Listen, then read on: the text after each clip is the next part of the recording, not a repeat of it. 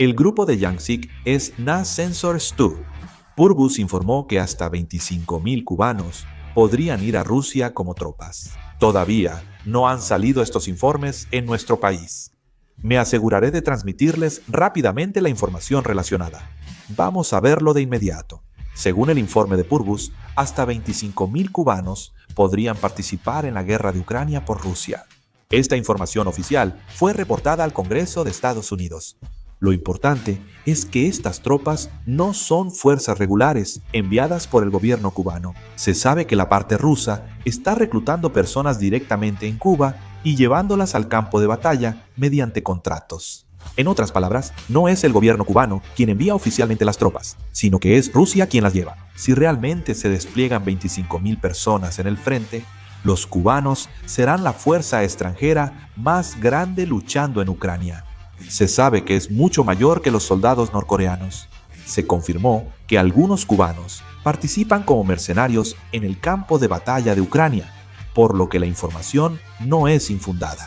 De hecho, se han reportado casos de soldados capturados en el campo de batalla que portaban pasaportes cubanos. Entonces, ¿por qué tantos cubanos están luchando por Rusia?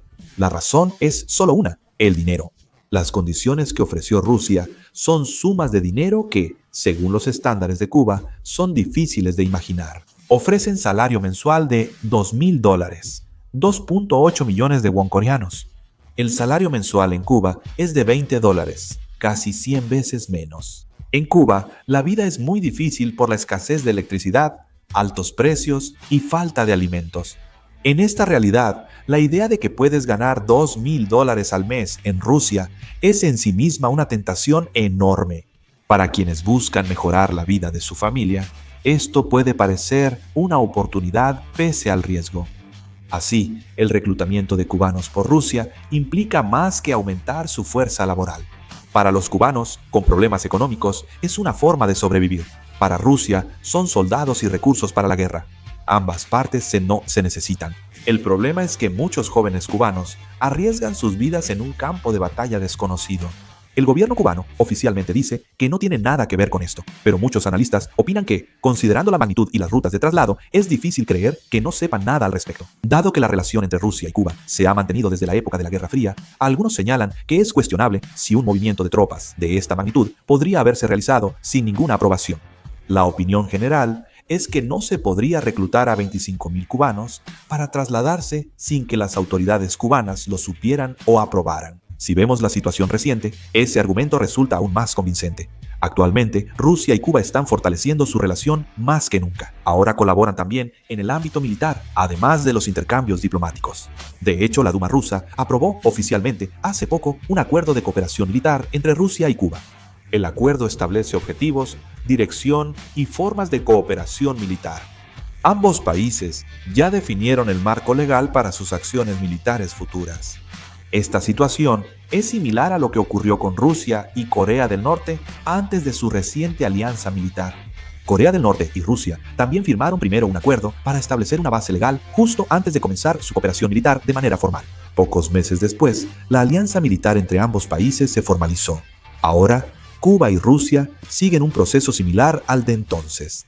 Este acuerdo tiene gran significado. Es muy probable que en el futuro ambos países realicen entrenamientos militares conjuntos y se apoyen mutuamente con equipos de combate o armas. Además, los expertos consideran que incluso podría incluirse la opción de establecer bases o instalaciones militares en los territorios de Cuba y Rusia, respectivamente. Por la ubicación geopolítica de Cuba, esto significa más que solo cooperación. Cuba se encuentra a poco más de 150 kilómetros de Estados Unidos.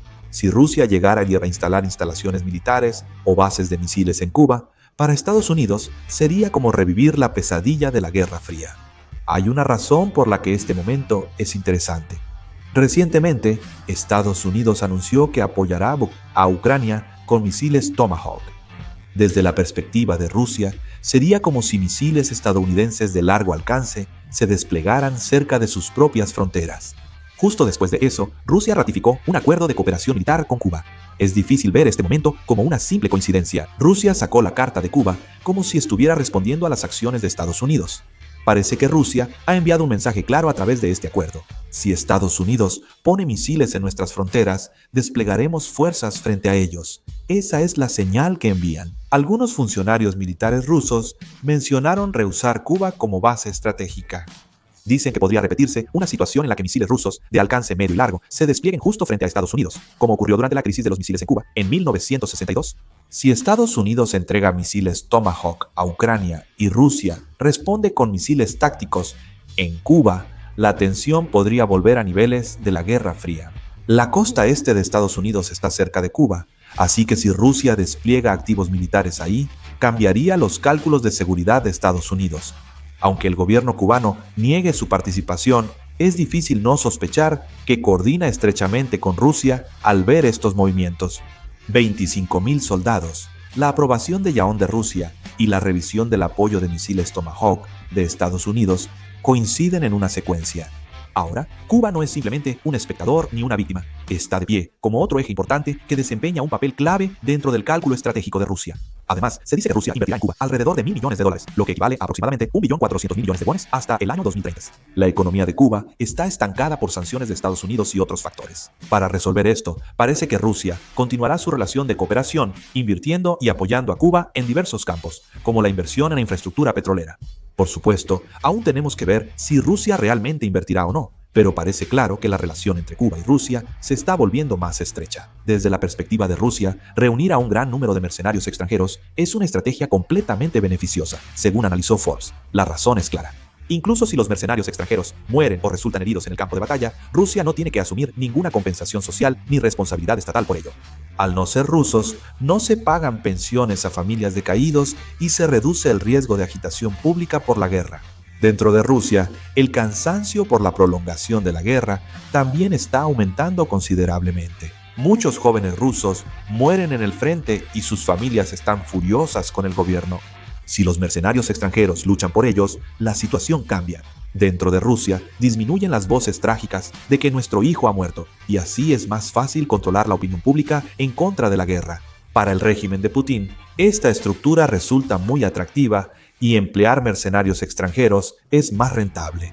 Rusia enfrenta una economía de guerra, pero los precios internos suben mucho y los costos se vuelven insostenibles. Sin embargo, pueden contratar a los mercenarios reclutados en el extranjero por un costo relativamente bajo.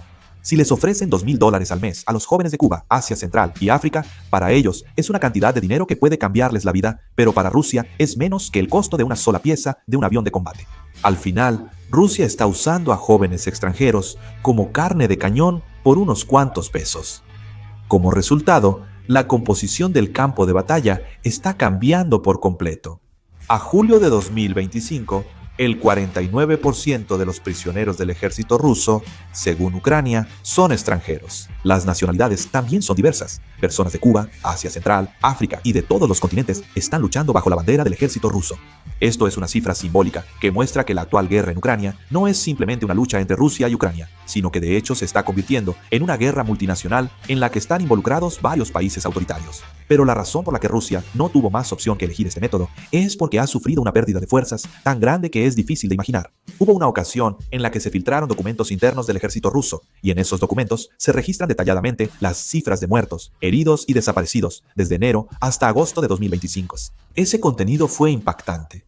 Datos oficiales: 86.744 muertos, 33.996 desaparecidos y 158.500, 29 heridos. En 8 meses, el ejército ruso tuvo 280.000 bajas. Estas son cifras que Rusia misma tiene dificultades para soportar. Como la guerra ha continuado por más de 3 años, el número real de bajas acumuladas debe ser mucho mayor. Por la censura en Rusia, no hay cifras oficiales, pero el Ministerio de Defensa del Reino Unido estima que las bajas rusas superan el 1.000.000. Rusia no sufría tantas bajas en una guerra desde la Segunda Guerra Mundial. Rusia, ante grandes pérdidas humanas, está desesperada por reemplazar personal, pero ya no tiene soldados disponibles. Si se impone un reclutamiento forzoso, la ira del pueblo estallará y existe el riesgo de que la sociedad se desestabilice. Por eso, el régimen de Putin ha comenzado a mirar cada vez más hacia el extranjero. La estrategia de comprar personas con dinero, es decir, el uso de mercenarios extranjeros. Esta estrategia se ha convertido en el principal medio para que Rusia cubra su déficit de personal en este momento. En varios países de África, los jóvenes que sufren de pobreza, en Asia Central, los trabajadores que no pueden encontrar empleo, y en Sudamérica, las personas afectadas por la crisis económica están aceptando las ofertas de Rusia. Al firmar contratos con promesas como salario de $2.000, ciudadanía rusa y compensación familiar, dejan de ser trabajadores para convertirse en soldados. Para Rusia, este sistema es sumamente beneficioso.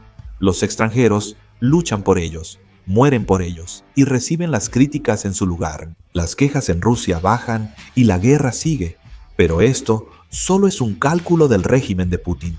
En el campo de batalla, muchos mercenarios extranjeros son enviados al frente sin el equipo necesario y sus vidas son tratadas como desechables.